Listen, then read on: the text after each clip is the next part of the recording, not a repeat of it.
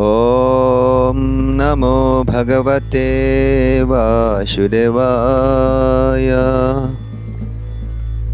Srimad Bhagavatam Skanda 1 Bab 2 Lanjutan Ketuhanan dan pelayanan suci kepadanya. Sloka 30. Buat Anda yang ingin mengikuti pembacaan Srimad Bhagavad Gita ini, slokanya saya cantumkan di deskripsi. Mari kita baca bersama-sama. Sa evedam sasarjagre Bhagavan Atma Mayaya Sad asat rupaya casau Gunamaya guno wibuhu. Artinya, pada permulaan ciptaan duniawi, personalitas Tuhan Yang Maha Esa yang mutlak tersebut Vasudeva dalam kedudukan transendentalnya yang melampaui hal-hal duniawi menciptakan energi-energi penyebab dan akibat dengan energi internalnya sendiri. Penjelasan dari Yang Maha Berkarunia A.C. Bhaktivedanta Swami Prabhupada.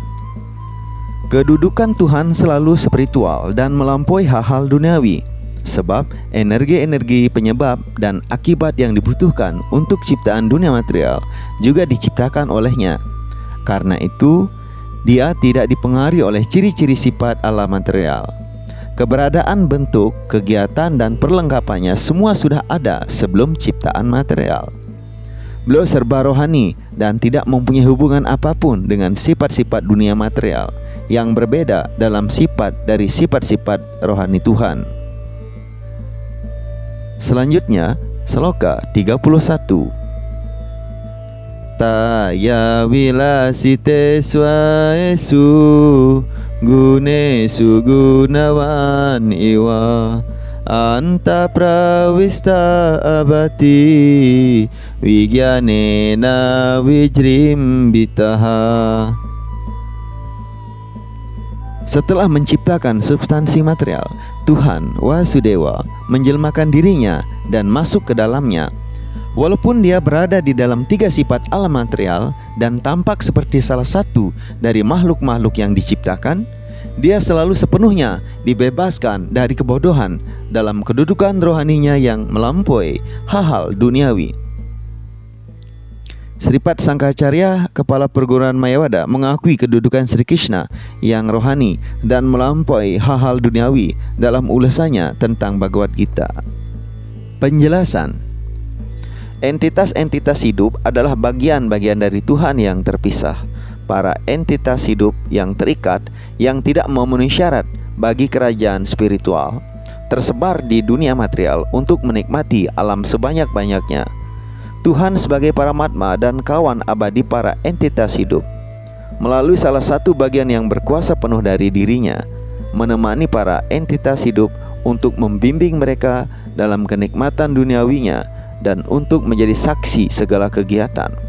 Selama para entitas hidup sedang menikmati keadaan-keadaan duniawi, Tuhan tetap memelihara kedudukan rohaninya tanpa dipengaruhi oleh suasana duniawi. Dalam sastra Weda, Sruti, dikatakan bahwa ada 2 ekor burung yang hinggap pada sebatang pohon. Salah satu burung tersebut sedang makan buah dari pohon itu, sedangkan yang lain menyaksikan perbuatannya. Tuhan diumpamakan sebagai burung yang menyaksikan, sedangkan entitas hidup diumpamakan sebagai burung yang makan buah. Si pemakan buah atau entitas hidup sudah melupakan identitasnya yang sejati dan tergugah dalam kegiatan yang dimaksudkan untuk membuahkan hasil yang ada dalam keadaan-keadaan duniawi. Tetapi Tuhan, Paramatma, selalu sempurna dalam pengetahuan rohani. Itulah perbedaan antara roh yang utama dan roh yang terikat. Roh yang terikat, entitas hidup, dikendalikan oleh hukum-hukum alam, sedangkan Paramatma atau roh yang utama adalah pengendali energi duniawi. Selanjutnya, Sloka 32.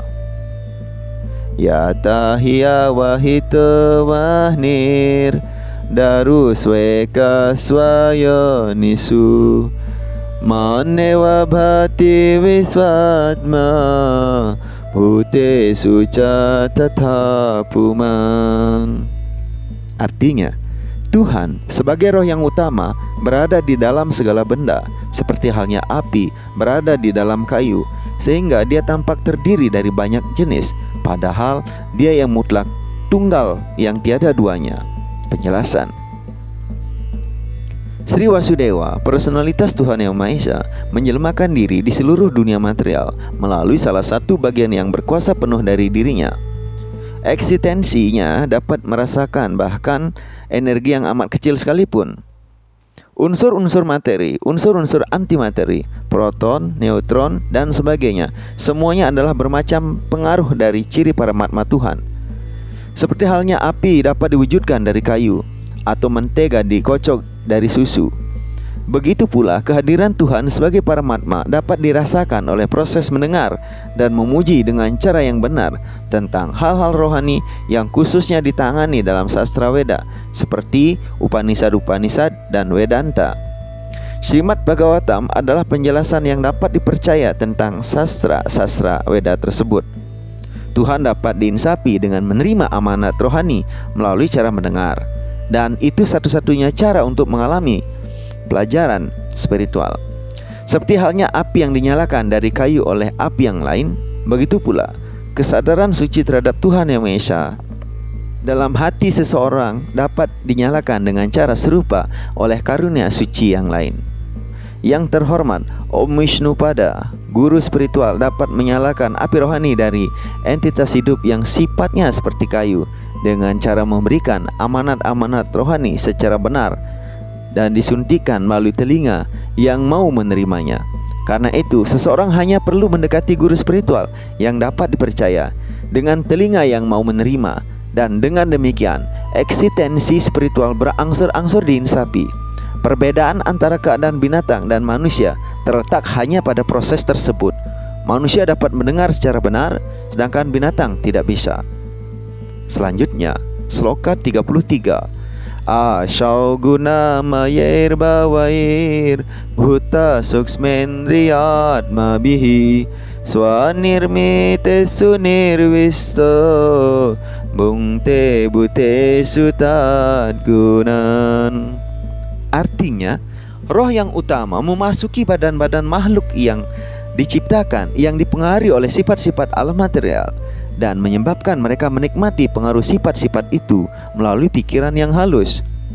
Ada 8.400.000 jenis makhluk, mulai dari insan yang berintelektual tertinggi, yaitu Brahma, sampai dengan semut yang amat kecil, dan semuanya menikmati dunia material menurut keinginan pikiran halus dan badan material kasar. Badan material kasar berdasarkan keadaan pikiran halus, dan indera diciptakan menurut keinginan makhluk hidup. Tuhan sebagai paramatma membantu makhluk hidup untuk mendapatkan kenangan material, untuk mendapatkan kesenangan material, karena makhluk tidak berdaya dalam segala hal mengenai usaha memperoleh apa yang diinginkannya. Makhluk hidup mengusulkan dan Tuhan memberikan. Dalam arti lain, para makhluk hidup adalah bagian-bagian dari Tuhan yang mempunyai sifat sama seperti Tuhan. Karena itu mereka bersatu dengan Tuhan. Dalam Bhagavad Gita, Tuhan menyatakan para makhluk hidup dalam segala jenis adalah putra-putranya. Penderitaan dan kenikmatan para putra secara tidak langsung merupakan penderitaan dan kenikmatan ayahnya juga. Namun, sang ayah sama sekali tidak dipengaruhi secara langsung oleh penderitaan dan kenikmatan putra-putranya. Krishna begitu murah hati sehingga dia senantiasa menemani makhluk hidup menuju kebahagiaan yang asli. Selanjutnya, sloka 34. Bhavayati esa satwena lokan wae loka bhavanaha lilawatara nurato dewa tiryam naradisu. Artinya, demikianlah penguasa semua jagat memelihara semua planet yang dihuni oleh para dewa, manusia, dan kaum binatang yang rendah. Dengan mengambil peran-peran sebagai inkarnasi-inkarnasi, dia melakukan kegiatan untuk menyelamatkan orang dalam sifat kebaikan yang murni. Penjelasan: jumlah alam semesta tidak terhingga. Dan di dalam tiap-tiap alam semesta ada planet-planet yang tidak terhingga pula, yang dihuni oleh berbagai tingkat entitas hidup dalam berbagai sifat alam. Tuhan Sri Wisnu menjelmakan diri di dalam semuanya dan dalam setiap jenis masyarakat makhluk hidup. Dia mewujudkan kegiatan transendentalnya di tengah-tengah mereka hanya untuk membangkitkan keinginan mereka untuk kembali kepadanya. Tuhan tidak mengubah kedudukan rohaninya yang asli, yang transendental, melampaui hal-hal duniawi, tetapi dia tampak terwujud secara berlainan waktu, keadaan dalam masyarakat tertentu. Kadang-kadang Tuhan menyelemakan diri atau menguasakan makhluk yang cocok untuk bertindak atas nama dirinya. Dalam kedua keadaan tersebut, tujuannya tetap sama.